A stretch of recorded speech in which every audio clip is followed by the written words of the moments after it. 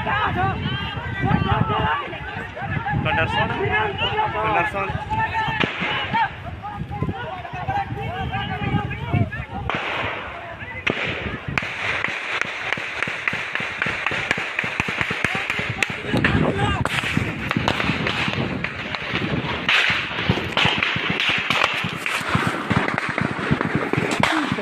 जो गोलियां चलते हुए आपने देखी, ये छत्तीसगढ़ के गांवों का आम दिन है। ऐसी घटनाएं आए दिन वहां पर होती रहती हैं और कहीं पर उनको मीडिया में जगह नहीं मिलती, कोई तवज्जो नहीं दी जाती। 17 मई के दिन सुकमा जिले के सिलगर में सीआरपीएफ के नए कैंप के बाहर गोलीबारी हुई। उसमें 3 लोगों की मौत हो गई। विरोध प्रदर्शन 12 मई से ही जारी था, जिसमें आसपास के 10 गाँव के आदिवासी शामिल थे। गोली लगने से 18 घायल, 3 मौत और 6 लापता है, ऐसा सरकार का डाटा है। लेकिन गांव के लोगों का कहना है कि 9 लोग मारे जा चुके हैं। सर फायरिंग वरिंग कुछ नहीं हुआ था सर, पुलिस वाले तरफ से फायरिंग हुआ। गोली पुलिस वाला चला है, हम लोग यहाँ मुँह करके भाग रहे थे, इधर देख नहीं पाए। हम लोग भी नहीं मारेंगे ऐसा, आप लोग भी नहीं मारो करके बोले, लेकिन उसके वो दिन से दूसरे दिन में ऐसा फायरिंग वगैरह हो गया है।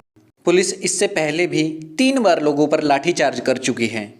गोलीबारी के बारे में पुलिस का कहना है कि पहले फायरिंग माओवादियों ने किया, जो गांव वालों के बीच में छिपे हुए थे। उसके बाद वापस फायरिंग में 3 लोग मरे।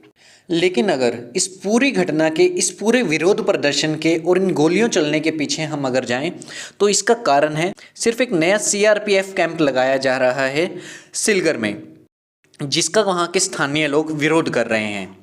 कारण क्या है, आइए लोगों से जानते हैं। यहाँ लाए, वहाँ रहते रहते क्या होता थे, जंगल झाड़ी जाना है, आदमी को पकड़ना मारना है और पकड़ के ले जाना बंद करना है। ऐसे करता रहा, इसी डर के मारे। और पास में आए, पास में आने से और ज़्यादा कर देगा बोल के कोई मवा बीनने वाले, कोई धान खानने वाले, कोई जंगल घूमने वाले, कहीं भी कुछ भी हम लोग टूटेंगे। और चिकर घूमने वाले, कुछ भी जंगल झाड़ी घूमने वाले लोगों को जहाँ माल मिलता है वहाँ से मारते और गोली मारते होबरा तो, और कुछ भी मिलने से उन लोग ऐसे करते रहे। इसी वजह से हम लोग विरोध है।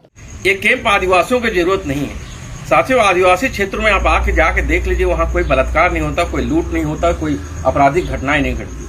वहाँ किसी पुलिस की जरूरत नहीं है। वास्तव में उनकी समस्या तो पुलिस के जाने के बाद पैदा हुई है। जिन जिन इलाकों में कैंप खुला है, वहाँ के आदिवासियों की पूरी स्वतंत्रता खत्म हो चुकी है। आदिवासी मतलब आप समझ लीजिए, आदिवासी का मतलब ही होता है उत्सव। उत्सव के साथ जिंदगी जीने वाले आदिवासी आज हमारे बस्तर में ना तो उनका ढोलक बज पा रहा है और सुबह शाम उनका उत्सव होता है। मृत्यु को भी उत्सव के रूप में जो आदिवासी मनाते हैं, आज उनके ढोलक, उनके नगाड़े की आवाज बंद है। लोगों में डर है कि नया कैंप लगने से जो मारामारी, कूट पिटाई आर्मी या पुलिस के लोग उनके साथ आए दिन करते हैं, पूछताछ करते हैं, किसी को भी पकड़ के जेल में डाल देते हैं, कूटते हैं, वो सारी चीज़ें बढ़ जाएगी, जिसका विरोध लगातार गांव के लोग कर रहे हैं। प्रशासन का कहना है कि गांव में एक नई सड़क बनानी है।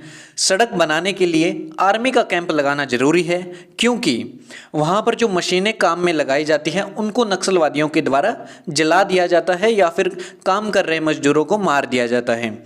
उस चीज़ के बचाव के लिए कैंप लगाना ज़रूरी है। लेकिन लोगों का कहना है कि नहीं, कैंप की कोई ज़रूरत नहीं है, आप गाँव वालों को ही काम दीजिए, वो खुद इसको बनाएंगे और किसी तरह का हमला नहीं होगा। इसकी जिम्मेदारी गांव के लोग लेने के लिए तैयार है। छोटे से गांव में जंगल के बीच कश्मीर से भी ज़्यादा बुरे हालत बन चुके हैं। ऐसा लगता है कि 2 अलग अलग देशों का बॉर्डर है, जहां पर कभी भी हमला हो सकता है और जान किसकी जानी है ये आप और हम सब अच्छे से जानते हैं। माओवादी हमले के बारे में पूछने पर लोगों का कहना है कि नहीं, पहले फायरिंग पुलिस ने ही की थी, उनकी तरफ से किसी तरह की गोली नहीं चलाई गई है। उनके 9 लोग जो कि निर्दोष थे, गांववासी ही थे, मारे जा चुके हैं। वहां पर कोई नक्सलवादी या माओवादी उनके आंदोलन में शामिल नहीं था, विरोध प्रदर्शन में शामिल नहीं था। मानव अधिकार एक्टिविस्ट बेला भाटिया ने भी ट्वीट करके कहा कि उन्हें गांव वालों से मिलने नहीं दिया जा रहा, उन्हें रोका जा रहा है। सरकार क्या छिपाना चाहती है? वे 2 बार वहां जाने की कोशिश कर रही थी, पर दोनों बार रोका गया। साथ ही साथ मेधा पाटेकर ने भी उन्हें नक्सली कहना गलत कहा है और निष्पक्ष जांच की मांग की है। छत्तीसगढ़ में भूपेन बघेल की सरकार है। डेवलपमेंट के नाम पर या फिर नक्सलवाद को खत्म करने के लिए आए दिन केंद्र सरकार या राज्य सरकार की तरफ से कोई ना कोई कार्रवाई जंगल में की जाती है, जिसमें शायद नक्सली मारे जाते हैं, लेकिन निर्दोष लोग पक्का कोई ना कोई मर ही जाता है। यह महीने भी 3 अप्रैल को सुकमा जिले में ही नक्सल ग्रुप की तलाश में जंगल में गई आर्मी के कई जवान लौटते वक्त शहीद हो गए। गांव के आम लोग इन सब चीज़ों से परेशान हो चुके हैं। वे आराम से रहना चाहते हैं, किसी तरह की भी सरकार या माओवादियों की दखल अपने जीवन में नहीं चाहते हैं। आम लोगों पर किए गए इस हमले और हत्या के बाद से ह्यूमन राइट्स, एनवायरनमेंट और ज़मीनों को पूंजीपति के हाथ में बेच देने का मुद्दा फिर से गर्मा गया है। लोग ट्विटर पर भी इस हमले और हत्या का खुलकर विरोध कर रहे हैं #StandWithBastar के साथ। लेकिन हर चीज़ के बारे में ट्विटर पर लिखने वाले राहुल गांधी सबसे बड़े नेता है विपक्ष के। उन्होंने अभी तक इस पूरी घटना पर न तो कोई ट्वीट किया है, न किसी तरह की टिप्पणी की है। उनके अपने ही राज्य में जहां पर उनकी सरकार है, जहां के आदिवासियों ने उनके मुख्यमंत्री को जिता करके भेजा है भूपेन बघेल को, दोनों की तरफ से किसी तरह का ट्वीट उनके बारे में नहीं आया है। बेहद असंवेदनशील व्यवहार उनकी तरफ से किया गया है।